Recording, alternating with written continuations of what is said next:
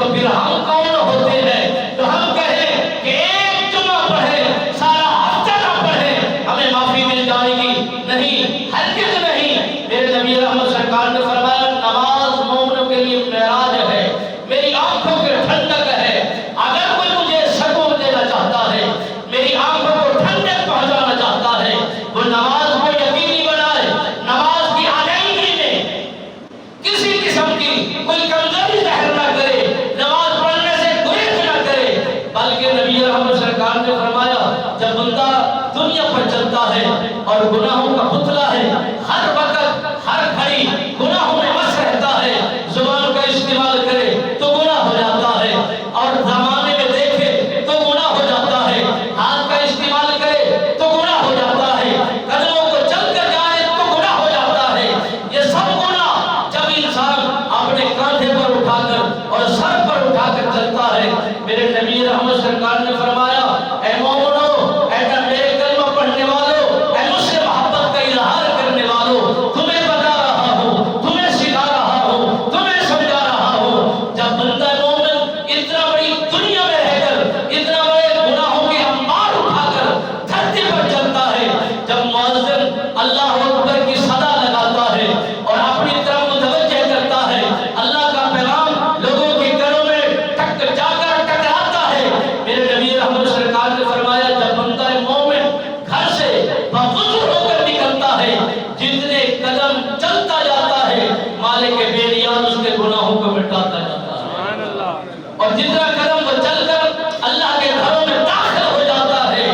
اور عرش کے ملائکہ اس بات کی گواہی دے رہے ہوتے ہیں اور قیامت کاتبین یہ لکھ رہے ہوتے ہیں کہ مولا یہ محض تیری رضا کی خاطر آیا ہے، تجھے راضی کرنے کے لیے آیا ہے، توبہ استغفار کرنے کے لیے آیا ہے۔ میرے نبی رحمت سرکار نے فرمایا بندہ مومن جب وہ رکوع کرتا ہے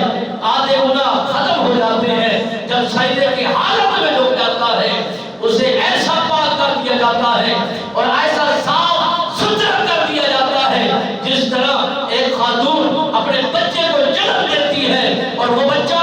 دنیا میں آ کر زہر ہو جاتا ہے، اس کے خاتے میں کوئی گناہ نہیں لکھا ہوا ہوتا، وہ رجسٹر ابھی پاک صاف ہوتے ہیں۔ میرے نبی رحمت سرکار نے فرمایا نمازی کے چہرہ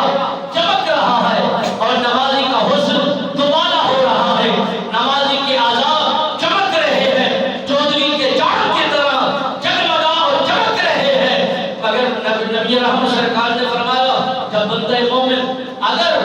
دریا ہو، نہر ہو، اگر موٹر ہو، جو چیز بھی استعمال کی جائے، دن میں 5 مرتبہ نہائے تو اس کے جسم پر کوئی میل گزاری نہیں رہتی۔ اسی انداز میں میرے نبی رحمت سرکار نے فرمایا بندہ مومن جب 5 مرتبہ اللہ کے حضور جھک جاتا ہے، یہ تو اشراق بھی ہے، چاشت بھی ہے، اوابین بھی ہے، تہجد بھی ہے، تحیت المسجد بھی ہے، تحیت الوضو بھی ہے، اور یہ تو اللہ کی عبادت کے معاف کرنے کے بہت سارے ذرائع ہیں۔ جو بندہ جس انداز میں بھی اپنے آپ کو ظاہر کرتا ہے، کوشش کرتا ہے، یہ ہماری معافی کے ذرائع ہیں، وگرنہ اس کی عبادت کے لیے عرش کے ملائکہ بھی ہیں، حور و غلمہ بھی ہیں، پرندے بھی ہیں، درندے بھی ہیں، پری اور درخت بھی ہیں، ان کے پتے بھی ہیں، زمین کے ذرے بھی ہیں۔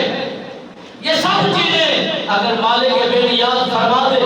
سب چیزیں عبادت کرنے پہ آ جائیں تو انسان کی ضرورت نہیں۔ مالک بے نیاز نے فرمایا وَمَا خَلَقْتُ الْجِنَّ وَالْإِنسَ إِلَّا لِيَعْبُدُونِ، میں نے انسانوں اور جنوں کو اپنی عبادت کے لیے پیدا کیا ہے تاکہ یہ میری عبادت کرے، میری تسبیح بیان کرے۔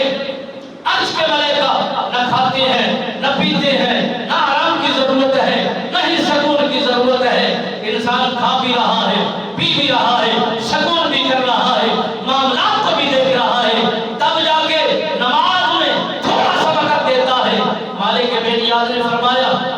کہ اے حبیب انہیں سمجھا دیجئے اور انہیں پڑھا دیجئے، درخت اگر اس کے ٹہنی کو پکڑ کر اگر موسم سرد کے اندر اس کی ٹہنی کو ہلا دیا جائے تو پتے گرنا شروع ہو جاتے ہیں۔ جب بندہ مومن گناہوں کا پہاڑ اٹھا کر اللہ کی بارگاہ میں جا پہنچتا ہے اور سجدہ ریز ہوتا ہے، رکوع کی حالت میں ہوتا ہے، ابھی اس نے نیت کو لانا ہے الحمد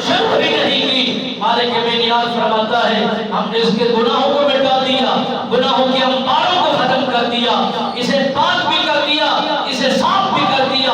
اتنا سستا سودا، اور پھر بھی انسان دنیا کے جنجال میں پھنسا ہوا ہے اور وہاں کا وہ رخ کر رہا ہے جہاں گھاٹا ہی گھاٹا ہے۔ اگر تجارت کے مواقع اٹھا کر دیکھیے، دنیا کے کسی کونے میں چلے جائیے، نفع بھی ہوتا ہے، نقصان بھی اٹھانا پڑتا ہے، مگر قادر مطلق کے ساتھ جو جڑ گیا وہاں نفع ہی نفع ہے، نقصان کا کوئی تصور ہی نہیں ہے۔ مالک بے نیاز فرماتا